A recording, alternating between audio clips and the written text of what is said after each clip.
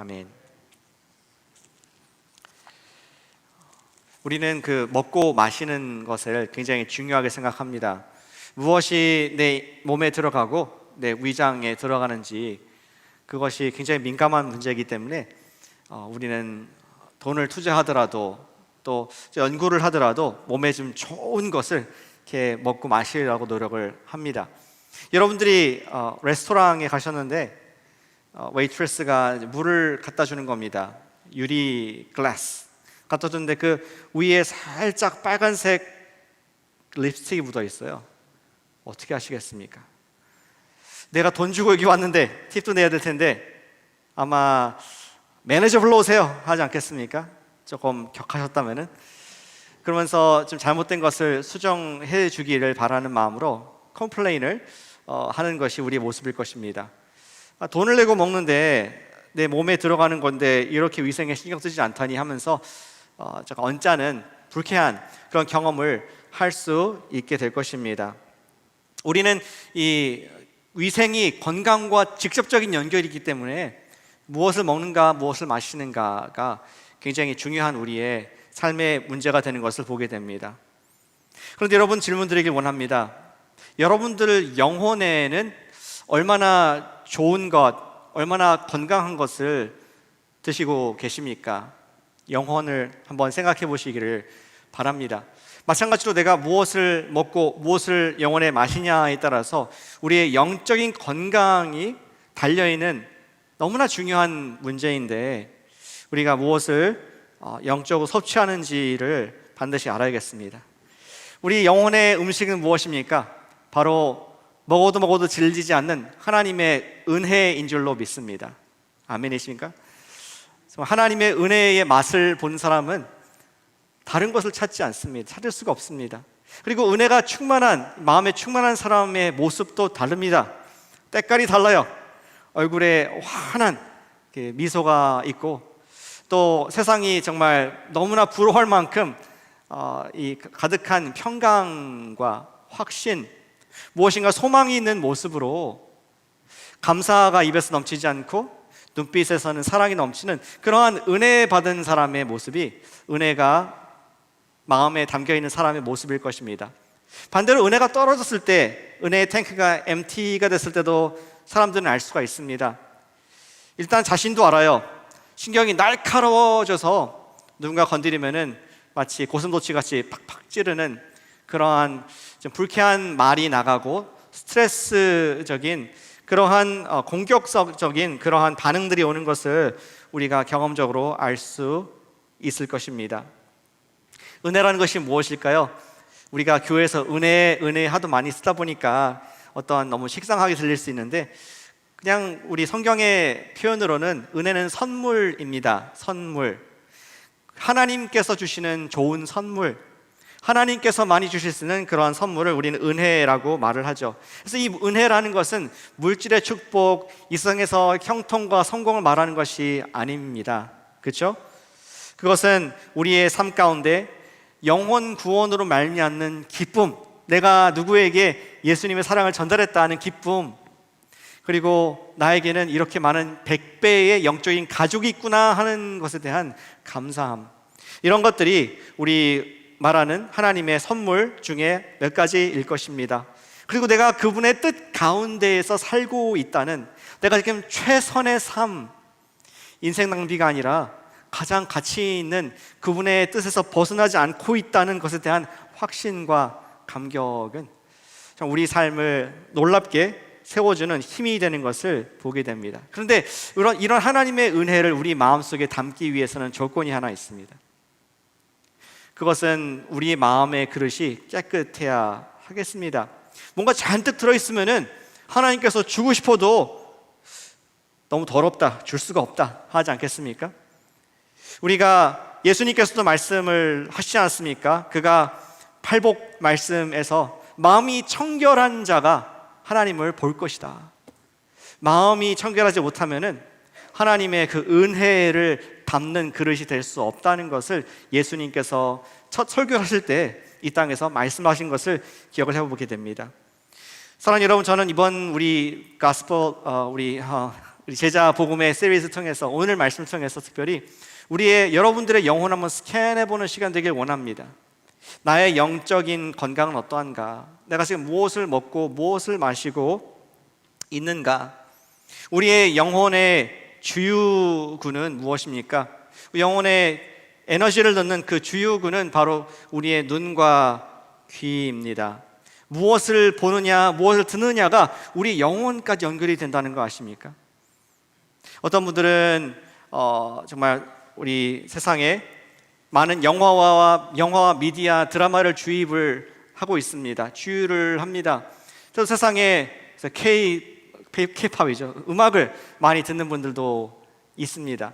또 어떤 분들은 요새 PC 게임을 오랫동안 그러한 그 장면들을 마음에 담는 분들, 어떤 분들은 또 뉴스를 계속 듣고 듣고 하면서 그런 것으로 채우는 분들도 있습니다. 뭐 그런 것 자체가 나쁜 것은 아닙니다. 그런데 우리가 오늘 말씀을 통해서 그거 한번 생각해 보자는 것이죠. 지금 꼼꼼한 영적 소비자가 되자. 내가 그것을 소비한 결과 내가 예수님을 더욱더 사랑하게 됐는가? 아니면은 세상에 대한 갈증이 더 증가해서 내가 갖지 못한 것에 대한 안타까움이 증가하는가? 내 영혼에 지금 무엇을 내가 먹이고 있을까?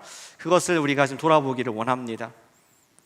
고백하는 것은 예전에 제가 유학을 할 때에 한국 드라마를 많이 봤습니다. VHS, DVD, 옛날에는 넷플릭스 같은 게 없으니까 봤는데 보고 나니까 굉장히 그립더라고요. 한국이 굉장히 또 마음에 이렇게 허전해지고 예수님께서 원하시는 생각이 아니겠다 하는 생각에 그때 이렇게 딱 끊었던 그런 결단의 기억이 있습니다.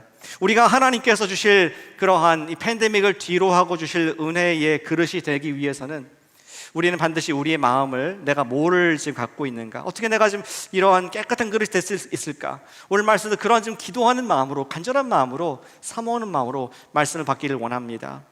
은혜를 담으려면 두 가지 구체적인 교훈을 오늘 침례 요한을 통해서 배울 수가 있습니다. 첫 번째는 이것입니다. 회개의 마음으로 닦으라는 것입니다. 회개의 마음을 닦으라는 것이죠. 같이 해보시면 감사하겠습니다. 회개의 마음을 닦으라. 네, 회개로 마음을 닦으라는 것이죠. 우리 배경을 보시겠습니다. 누가는 마음이 가장 깨끗한 한 사람을 소개하고 있습니다. 우리 2절에 보니까 그 이름이 등장하죠. 2절 끝에 빈들에서 사가랴의 아들 요한에게 임한지라. 지난주에 보았던 사가랴, 제사장 사가랴, 복음의 통로가 되었던 사가랴의 아들이라고 구체적으로 요한을 소개해주고 있습니다. 누가는 너무나 기가 막힌 이 글장이었던 것 같아요. 그래서 1절과 2절이 극명한 대조를 이루도록 너무나 유명한 사람들하고 너무나 이름이 없는 사람을 대조해놨습니다. 1절부터 보시면은 황제가 나오죠. 디베리오라는 역사에도 나오는 그 황제 이름을 적었습니다. 그리고 그 황제가 다스리는 팔레스타인 지역의 유대 지방의 또 통치자였던 본디오 빌라도가 나오죠. 잘 아시죠? 그리고 헤롯 대왕, 예수님이 태어났을 때 통치했던 헤롯이 죽은 뒤에 아들 4명에게 왕국을 갈기갈기 나눠줬는데 그 이름들도 나옵니다. 헤롯이 갈릴리의 분봉왕으로, 필립이라고 불리는 헤롯, 다 이름이 헤롯인데 조금 이름이 다릅니다. 헤롯이라고 불리는 빌립이라고 불리는 헤롯이 갈릴리 지방의 그러한 프로빈스 지역의 왕, 동생 빌립이 또 이두레와 드라고닛 지방의 분봉왕으로, 루사니아 또 이러한 아빌레네의 분봉왕으로 여러 왕들을 소개하면서 지금 역사적으로 있었던 리더라고 이해하고 있습니다. 2절에 제사장들이 이름이 나오죠. 안나스와 가야바. 지난주 가스펠 라이프의 성경 공부 시간에 나왔던 얘기인데요. 그 당시에 제사장들이 굉장히 부패를 해왔었습니다. 그래서 대제사장이 되기 위해서 로마에게 관직을 사고팔고 하는 일이 있었는데 대표적인 그러한 집안이 안나스 집안이었습니다. 돈이 있고 권력 있고 유력하고 세계를 통치하고 호령하는 그러한 왕들 가운데 타이틀이 있는 세상에서, 타이틀은 없지만 기적의 아이, 천사가 알려준 아이, 말라기를 이루는 아이인 테스티모니, 간증이 있는 사가랴의 아들 요한을 소개하고 있습니다. 그리고 그 마음이 청결했던 요한이 이제 첫 번째 백성들에게 하시는 메시지를 우리가 엿들을 수가 있는 것입니다. 한번 생각해 보세요. 지금 하나님의 말씀이 무려 400년이나 외쳐진 적이 없었습니다. 그들은 하나님의 임재를 느껴본 지가 굉장히 오래됐습니다. 성전에서도 또 들에서도 또 회당에서도 하나님 말씀을 읽긴 했지만 성령님이 함께하지 않았고 400년간 그들은 하나님의 임재와 음성을 듣지 못한 그런 가운데에 이제 하나님께서 예언하신 기적의 아이 메시아의 길을 지금 준비하는 요한이 광야에서 외쳤을 때 여러분들은 나가보지 않겠습니까? 정말 하나님께서 어떤 말씀을 하시나 정말 기대하는 마음으로, 설레는 마음으로, 두려운 마음으로 아마 그 광야까지 갔었을 것 같습니다. 우리 요한의 메시지는 간단했습니다. 무엇입니까? 회개라는 것이었습니다. 회개하라, 회개하라, 회개하라. 3절 보니까 이렇게 되어 있습니다. 요한이 요단강 부근 각 처에 와서 죄사함을 받게 하는 회개의 침례를 전파하니, 저는 설교하고 공부하는 사람으로서 요한이 기가 막힌 설교의 대가다라는 생각을 해봤습니다. 시청각 교제를 가지고 하는데 이 회개의 상징인 시즘, 죄를 씻는 것을 시청각 교제로 지금 바로 물 침례를 주는 그러한 사역을 했습니다. 그렇게 하기 위해서, 침례를 주기 위해서 요단강가에서 사역을 하지 않겠습니까? 광야 그리고 요단강가에서 그는 회개의 메시지를 말씀했습니다. 이렇게 강력한 회개가 바로 하나님의 앞으로 보내주실 그 은혜를 담는 방법이다라고 지금 백성들에게 분명하게 메시지를 주고 있었습니다. 회개란 뜻이 무엇입니까? 회개, 우리 헬라어로는 메타노이아인데 회개란 말은 간단한 뜻입니다. change, turn, 바꾸라는 것입니다. 돌이키라는 뜻이 바로 회개입니다. 굉장히 간단한 메시지였습니다. 뭐로부터 돌이킬까요? 무엇으로부터 바꿔야 됩니까? 역사적으로 보면은 백성들이 하나님 안 계신 것처럼 사는 그 삶에서 turn, 하나님이 그들의 삶 속에서 전혀 관여하지 않는 것처럼 사는 것에서 이제는 회개하고 바꿔라. 사람을 보지 말고, 환경을 보지 말고, 우리 정치를 보지 말고 turn, 고개를 들어서 하나님을 보라, 회개하라 하는 것이 요한의 분명한 메시지였습니다. 그리고 그 얘기를 구체적으로 4절부터 6절 사이에 이사야 책을 인용하면서 말하고 있지 않습니까? 제가 4절만 읽겠습니다. 선지자 이사야의 책에 쓴 바 광야에서 외치는 자의 소리가 있어 이르되, 자기를 정당하는 것입니다. 내가 그 사람이다. 요한이 말하는 것이죠.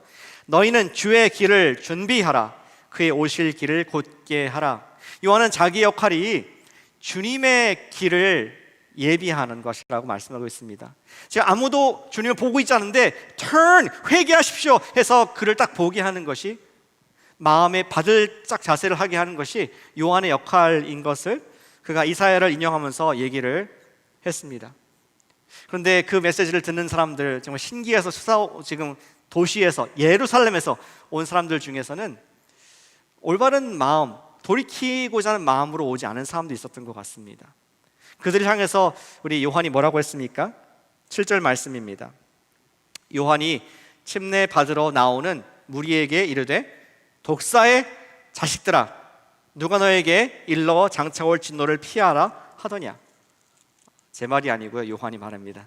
욕을 하는 거죠. 독사의 새끼들아, 이렇게 해야지 좀 맞을 것 같아요. 우리 말로는 정말 쌍욕을 하고 있는 것입니다. 지금 사람들을 향해서 처음 보는 사람일 수도 있을 텐데, 지금 요한은 너희들이 회개를 하러 온 것이 아니다, 내가 그 마음을 보고 있다 하면서 그들에게 좀 충격을 주고자 이렇게 좀 직접 화법으로 얘기를 하는 것을 보게 됩니다.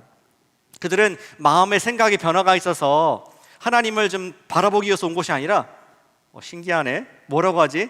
저 낙타 털옷을 입고 메뚜기와 석청을 먹는 저 사람이 무슨 말을 하나 그냥 궁금해서 얼떨결에 따라온 사람들이었던 것 같습니다.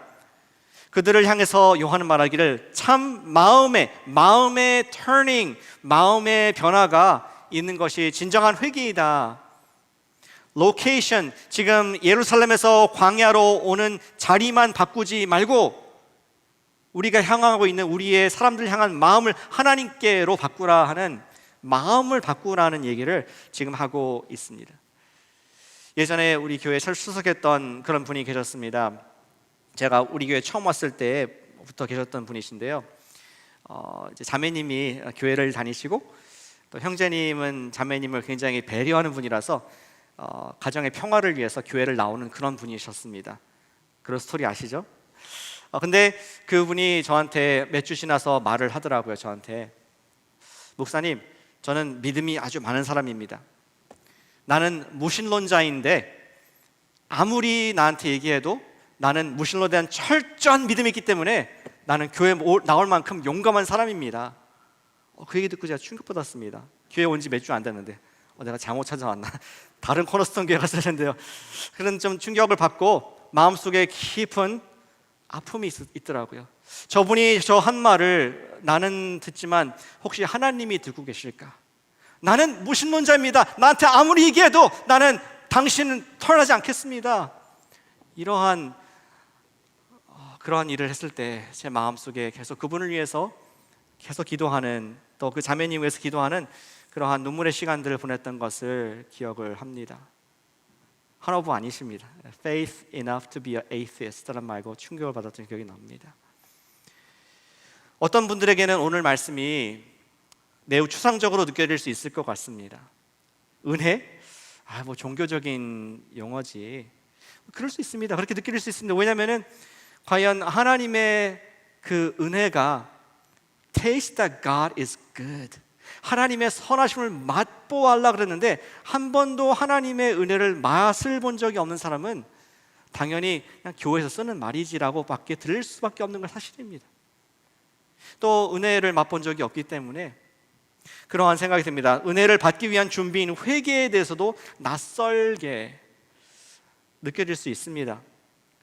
그리고 또 특별히 그분이 좋은 가정에서 항상 칭찬을 받고 사람들의 격려를 받고 베스트, 넘버 원, 잘한다 한 번도 실패한 적이 없고 승승장구해서 온 분이라면은 내가 왜 죄인이야? 내가 왜 흠이 있어? 하면서 죄인됨에 대해서 다가오지 않는 그러한 모습이 있을 수가 있고, 회개함도 없고 은혜도 필요 없는 그런 안타까운 모습일 수 있습니다. 그런데 사랑하는 여러분, 내가 죄인임을 못 느낀다고 해서 요한은 말하기를 내가 죄인이 아닌 것이 아니다라는 것을 알게 하기 위해서 회개의 메시지를 주고 있다는 것을 분명히 알기를 원합니다. 마치 이런 것 아닐까요? 우리가 손을 보면은 제 손에 아무것도 없습니다. 깨끗하죠? 그리고 말할 때 정말 내 손이 깨끗하구나. 근데 정말 깨끗합니까?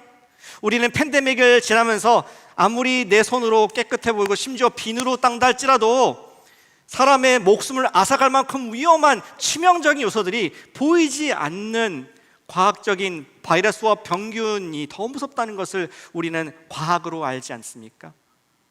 마찬가지로 요한은 지금 영적으로 말하는 것입니다. 내 마음에 내가 죄인같이 안 느껴진다고 해가지고 내가 죄인이 아닌 것입니까? 내가 하나님의 은혜가 느껴지지 않는다고 해서 하나님의 은혜가 없는 것입니까? 영적으로 둔하고 무지할 뿐이지 하면서 요한은 회개하라, 마음을 돌이키자, 그런 얘기를 지금 일깨워주고 있는 것입니다. 그들의 마음은 그럴 수밖에 없었던 것이 400년간 하나님이 안 계신 것처럼 살았습니다. 하나님 성에 들리지 않았고 하나님의 능력도 선지자도 하나님의 임재도 경험한 적이 없습니다. 너무나 멀어져 있었고 영적인 무감각이 굳은 살이 엄청 배겨서 그들은 목이 굳은 백성, 하나님을 볼 수 없는 그런 가운데 요한이 회개하라, 물로 침례를 풀면서 퍼포먼스를 하면서까지도 그들의 영적 무감각증에 불편함을 느끼도록 외치는 광야의 목소리를 우리는 듣고 있습니다. 사랑하는 여러분, 우리도 주님께 돌아가시기를 축복합니다. 우리 개인의 정도의 차이는 있겠지만 사실은 우리가 다 돌아가야 됩니다. 저는 이것이 우리 팬데믹 가운데 함께 통과하기 때문에 반드시 우리가 돌아갈 부분이 다 생겼다고 생각을 합니다. 팬데믹이 우리에게 좋은 것도 있었지만 우리의 신앙을 많은 경우에 평균적으로 망가뜨린 것을 경험적으로 관찰을 하게 됩니다. 우리는 교회에 안 나오는 습관에 익숙해졌습니다. 사실은 2년간 못 나가봐요. 안 나가는 것이 편하게 됩니다. 우리는 셀 모임을 꺼려지는 그러한 영적인 팬데믹을 경험을 했습니다. 셀 모임이 꺼려지다 보니까 서로 사랑하는 것을 주저하게 만들고, 마스크 없이는, 어떤 필터 없이는 사랑을 하지 못하는 그러한 연약함이 우리 가운데 있었음을 보게 됩니다. 그런 우리들에게 여전히 요한의 메시지는 유효한다는 것을 우리 알 수 있죠. 우리가 돌아갈 것이 있구나, 다시 한번 주님께 돌이킬 것이 있구나. 지난주에 어느 목사님과 대화를 하면서 이런 얘기를 들었습니다. 그 교회에 어떤 성도님이 처음 지난주에 찾아오셨다고 합니다. 그리고 그분의 스토리를 들었어요. 목사님이 처음 오신 분은 그 교회 다른 분의 소개로, 같이 아는 분 소개로 오게 됐는데요, 그 처음 온 분이 얘기를 하더래요. 목사님, 제가 2년 전에까지는 교회를 다녔었는데 교회를 이제 팬데믹 때문에 못 가고 또 안 가고, 근데 2년이 지나다 보니까 제가 그런 마음이 들더라고요. 이제는 앞으로 교회를 내가 안 다녀야겠다 결심했다는 겁니다. 교회를 안 가도 전혀 상관없네 하면서 교회를 안 가겠다고 결단했다는 것입니다. 근데 오늘 와서 예배 드리고 은혜 받으니까 이제 그분이 말하기를 내가 지금 다시 교회로 와야겠다 생각이 든다, 이런 얘기를 하신다는 것이었습니다. 거기까지가 제가 들은 스토리입니다. 근데 제가 상상하건대 그분의 마음 가운데 그랬을 것 같습니다.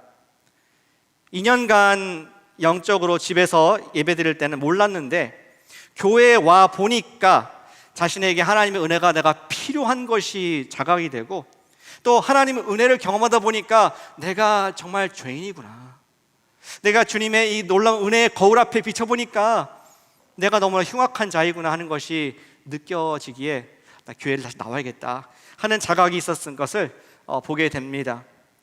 사랑하는 여러분, 우리가 기도에 이를테면 스펀지로 마음을 좀 닦는 우리가 되기를 축복합니다.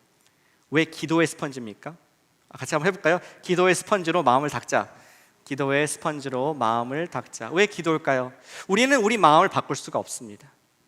오직 사람을 세우기도 하시고 낮추기도 하시는, 사람의 마음을 움직이시는 하나님 앞에 우리가 정말 기도로 깨어있을 때, 그리고 정말 사순절 기간을 지나고 있는데 우리가 예수님의 고난을 지금 우리가 기대하고 또 부활을 바라보고 있는데, 지금 우리가 깨어서 1시간이라도 하루에 기도하지 않으면은 우리는 계속 영적 무감각증에 걸려가지고 은혜가 뭔가, 내가 죄인인가, 영적으로 계속 피폐감에도 느끼지 못하는 그런 모습일 수 있다는 것을 우리는 생각해 보게 됩니다. 우리는 그 어느 때보다 기도할 때입니다. 왜냐고요? 그 어느 때보다 영적으로 굶주려 있기 때문입니다.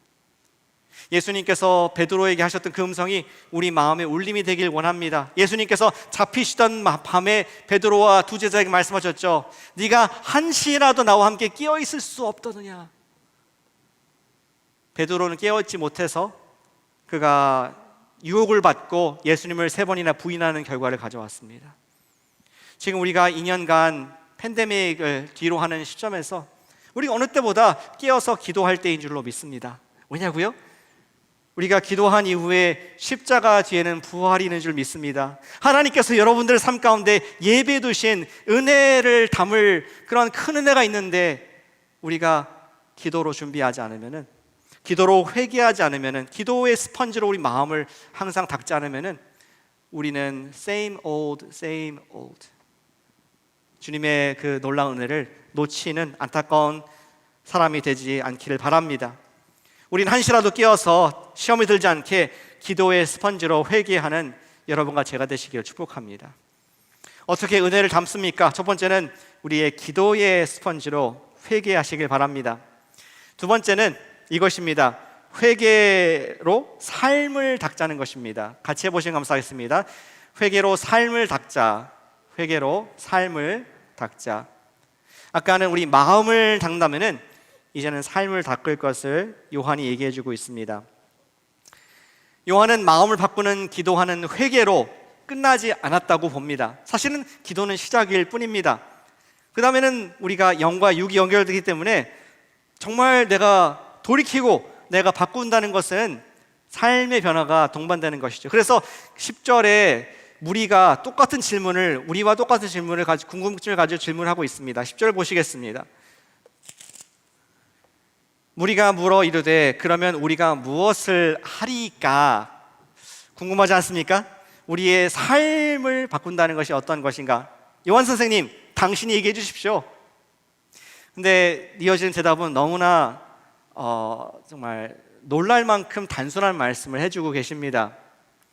세 부류의 사람들이 나오죠. 케이스 스터디 합니다. 11절 대답하여 이르되 옷 버리는 자는 옷 없는 자에게 나눠주고 먹을 것이 있는 자도 그렇게 할 것이다. 그 다음에 세리에게도 말씀하십니다. 세리들은 침례를 받고자 하여 와서 이르되 선생이여 우리는 무엇을 하리이까 하매 이르되 부과된 것 외에는 거두지 말라. 세 번째 부류는 군인들이 나옵니다. 군인들이 물어 이르되 우리는 무엇을 하리이까 하매 이르되 사람에게서 강탈하지 말며 거짓으로 고발하지 말고 받는 급료를 족한 줄로 알라 하니라. 너무 당연하네. 옷 2개 있으면 하나 주고, 또 세금 우리 뭡니까 IRS에서 근무하시는 분들은 정직하게 차지하고 오버차지하지 말고, 또 군인들은 사람 때려서 물건 뺏지 말라. 그냥 주는 월급 받고 잘 살아라. 이런 말씀을 회개라고 말씀을 하고 있습니다. 우리는 좀 근데 이 말씀을 처음에는 잘 이해가 안 될 수 있는데 조금 자세히 왜 그럴까를 한번 살펴보기를 원합니다. 그걸 통해서 우리는 우리도 바꿔야 될 내 삶이 무엇인가에 대한 힌트를 얻을 수 있게 됩니다. 요한이 제시한 회개의 행동들을 잘 살펴보면은 회개의 의미를 이해할 수 있는데요. 2벌 옷이 있는 자가 있었습니다. 그는 사실은 한 벌만도 가지고 살 수 있었어요. 그러니까 2벌 있는 자라고 강조했겠죠. 한 벌 가지고 살 수 있었는데 그것을 나누어 주라고 했습니다. 왜 나누지 못하고 있었을까? 한번 상상해 보시길 바랍니다. 아마도 그에게 그 여분의 옷이 없으면 안 될 것 같은 두려움이 있어서 그랬을 것입니다. 저는 누가 일부러 선을 안 하려고 악만 너 죽고 나 살자 이런 마음 사는 분은 없다고 생각합니다. 그러나 두려움이 있어서 여분의 옷이 나한테 없으면 이걸 뺏기면 내가 어려움에 처할까 봐 두려워서 나누지 못하고 있었습니다. 그는 다시 말해서 없으면 안 될 것 같아서 못 나누고 있었던 것이죠. 또 세리가 있었습니다. 마찬가지입니다. 그는 정부에서 부과한 것 이상으로 사람에게 더 거두어 자신의 이익을 챙기는 사람이었습니다. 그런데 그에게 정해진 것만 거두라고 합니다. 그렇다면 세리는 정해진 것 이외에 왜 더 거두는 삶을 살았고 안 좋은 악평을 듣고 살았을까요? 그는 여분의 수입이 없으면 안 될 것 같은 두려움이 있었던 것입니다. 없으면 안 될 것 같았습니다. 군인도 마찬가지입니다. 그는 자기의 월급 먹고 살 수 있지만 그 이외에 남의 물건, 남의 돈이 더 내가 권리 가운데 취하지 않으면 안 될 것 같은 두려움, 없으면 안 될 것 같은 두려움이 그의 마음속에 있었다는 것을 보게 되는 것이죠. 이해되십니까? 지금 요한이 말하고자 하는 것이 무엇입니까? 지금 모든 사람들 마음 가운데 나쁜 마음이 아니라 두려운 마음, 없으면 안 될 것 같은 마음, 그리고 또 이 탐욕, 또 집착, 소유욕 이런 것들이 있어서 선을 못하는 것이지 일부러 안 한다는 것을 우리는 심리를 추측해 볼 수 있습니다. 팀 켈러 목사님의 말을 빌자면은 그들이 이렇게 선을 행하지 못했던 이유는 딱 한 가지입니다. 우상 때문에 그랬습니다. 우상은 우리의 마음에 이런 마음을 주는 것이 우상입니다. 저것만 있으면 내 삶에 정말 의미가 있을 것 같아. 저것만 내가 소유하면은 내가 안정될 것 같아. 나도 가치 있는 사람으로 인정받을 수 있을 것이고 나도 좀 중요해질 수 있어. 저것만 내가 가진다면은, 저것만 소유하고 있다면은 나는 안정감이 들 거야. 그런 마음에 옷 2벌인 사람은 옷이 2개 있었고, 세리는 착복하고 군인은 깡패짓을 하는 그러한 우상 숭배에 빠져 있는 것을 보게 됩니다. 이러한 물질에 대한 탐욕 그리고 두려움, 이런 것들이 우상 숭배인 것을 사도 바울이 말씀해 주셨습니다. 골로새서 3장 5절 말씀 함께 여기 읽어보시면 좋겠습니다. 3장 5절 말씀 함께 읽겠습니다. 시작. 그러므로 땅에 있는 지체를 죽이라. 곧 음란과 부정과 사욕과 악한 정욕과 탐심이니 탐심은 우상 숭배니라. 요한이 말하고자 하는 회개의 삶을 요약해서 이렇게 말씀할 수 있겠습니다. Let go. 두려움을 let go. 물질을 let go. 탐심을 let go. 우상을 let go. 그것이 진정한 삶의 회개라는 것을 말씀해 주고 있는 것입니다. 다시 말해서 회개는 무엇입니까? 없으면 안 될 것 같은 것들을 내두는 것, let go 하는 것이 바로 회개의 삶의 행동의 회개인 것입니다. 우리가 회개를 하려면, 그리고 하나님의 은혜를 받으려면 기도의 스펀지로 우리 마음을 닦는 것 이외에, 이상으로 거기서 끝나서는 안 되겠습니다. 우리에게 우상을 제거하는 회개의 세제로 삶을 닦아야 한다는 것이죠. 행동하는 회개의 세제로 닦지 않으면 우리 삶에 우상이 자리 잡고 있어서, 뿌리 깊게 우리 마음에 자리 잡고 있어서 하나님께서 은혜를 주고 싶은데, 마음껏 부어주고 싶은데 한가운데 우상이 크게 있으니 어떻게 유일하신 지존하신 하나님께서 우리 마음에 계실 수가 있겠습니까? 회개는 무엇입니까? 없으면 안 될 것, 바로 그것을 빼어버리는 것, 그것을 replace 하는 것이 회개인 줄로 믿습니다. 돌이켜보니까 요한의 회개는 결국 그것을 말하는 것이었네요. 구약의 모세의 10계명 중에서 제 1계명, 너는 나 위에 다른 신을 두지 말라. 우상을 두지 말고, 어떠한 형상으로 된 하나님을 대체할 수 있는 우상을 두지 말라는 것으로 turn, 돌아가라, 돌이켜라, 그거로 바꿔라 하는 것이 바로 요한의 신약의 첫 번째 말씀인 것을 보게 됩니다. 팀 켈러 목사님 그 책에 보시면, 내가 만든 신이라는 책에 보면은 우상의 리스트가 적혀 있습니다. 돈, 섹스, 권력, 이것은 기본적인 우상이고요. 그 이외에도 이런 것을 적어놨습니다. 가정과 자녀가 없으면 안 될 것 같은 우상일 수 있다. 직업과 success, 성취, 내 커리어가 우상일 수 있다는 말을 하고 있습니다. 평론가의 호평, good review, progress report 했을 때 좋은 평가를 받는 그것이 우상일 수 있다. 체면, 우상일 수 있습니다.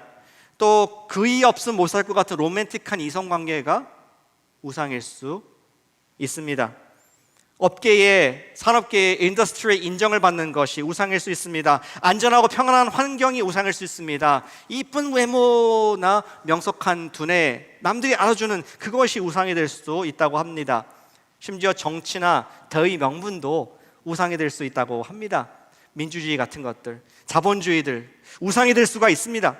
도덕적 가치관, 심지어 기독교 사역에 성공하고 부응하는 것이 또 우상이 될 수 있다. 이거 없으면 안 될 것 같은 목회자에게 주는 경고로 생각이 들었습니다. 물론 이런 것들 자체가 우상은 아니죠. 가족이 우상입니까? 사랑하는 처자식이 어떻게 우상이 됩니까? 그 자체는 우상이 아니지만 저것만 있으면이라고 생각하게 되게 만드는 것, 저거 없으면 안 된다고 생각하는 그것이 바로 여러분들의 우상이 될 수 있다는 현재의 말씀을 듣기를 바랍니다. 대주교였던 윌리엄 템플은 이런 말씀을 했습니다. 혼자 있을 때 하는 그것이 바로 당신의 신앙입니다. 혼자 있을 때 하는 바로 그것이 당신의 religion, 당신의 진짜 하나님입니다. 이런 무서운 말씀을 했습니다. 다시 말해서 습관적으로 생각하면서 혼자 속으로 기쁨과 안락을 찾는 대상이 바로 여러분들의, 저의 우상일 수 있다는 경고를 하고 있는 것이죠. 사랑하는 여러분, 우리가 회개에 합당한 열매를 맺으시기를 축복합니다. 우리의 기도를 통해서 주님, 저를 용서해 주세요. 늘 우리 한 시간씩 기도하면서 주님께 용서를 구하고, 또 항상 회개를 하면서 들춰주시는 죄, 스캔하면서 보여주신 죄를 회개할 뿐만 아니라 우리가 우상을 제거하기 위해서 우리의 삶의 변화를 가져오길 원합니다. 그런데 한 가지 더 팁 드리고 마치겠습니다. 우리는 그 우상을 제거하기 위해서는 선행의 비누를 사용하여야 하겠습니다. 아주 강력한 세제인 선행의 비누를 사용하여야겠습니다. 야고보서 4장 17절 말씀입니다. 여기 화면에 있는데 같이 한번 읽어보시죠. 야고보서 4장 17절 말씀 시작. 그러므로 사람이 선을 행할 줄 알고도 행하지 아니하면 죄니라. 우리는 중의적인 사람들 아닙니다. 가만히 있으면은 죄를 집니다. 가만히 있으면은 우상을 섬기고 있습니다. 이 말씀대로 선을 행할 줄 알고도 행하지 아니하면 죄를 짓는 우상이 우리에게는 있다는 것을 알려주면서 지혜의 글인 야고보 사도는 말하기를 우리가 replace 해라. 죄를 우리가 변화하고 우상을 뽑아낸다는 것에서 끝나는 것이 아니라 다른 것으로 대체하는 선행으로, 하나님의 일을 하는 모든 선행으로 대체할 때에 우리는 참으로 삶의 회개를 할 수가 있는 것입니다. 우리는 하나님의 선을 행하지 않으면 그 자리에 자연스럽게 우상이 좋아하는 일을 하게 되어 있습니다. 한번 하나님의 선을 행하고 그 안에 기쁨을 누려본 사람은 다시 그것을 찾을 수밖에 없겠죠. 기쁘기 때문에. 근데 문제는 무엇입니까? 한 번도 하나님의 선을 제대로 해보지 못한 사람은 얼마나 좋은지 모르기 때문에 우상을 렛고 하기가 너무 불가능합니다. 그런 거 아니겠습니까? 한번 필레 미뇽 스테이크를 먹은 사람은 맥도날드 햄버거 패티를 먹을 수가 없습니다. 필레 미뇽을 맛본 사람, 하나님의 은혜가 얼마나 선한지 맛본 사람, 그 하나님의 선한 일에 거하는 기쁨을 맛본 사람은 우리가 그것으로 기쁨으로 우리의 삶의 우상들을 대체를 하게 된다는 것이죠. 어떤 분은 이렇게 물으시는 분 계신 것 같습니다. 목사님, 우리 교회 너무 뭐가 많은 것 같아요. Gospel Life, JDMD, 모닝 큐티, 1시간 기도, 셀 모임, 예배. 아니 도저히 시간이 없어요. 목사님, 제가 얼마나 바쁜지 아세요? 알죠. 근데 제가 말씀드린 것은 make more time and do this, JDMD 훈련을 더 많은 시간을 내서 하시라는 것이 아니라 이미 여러분의 삶 가운데 뿌리박고 있는 우상들을 제거하고 그곳에 주님의 선한 일을 대체하자는 회개의 메시지를 전파하고 있는 것입니다.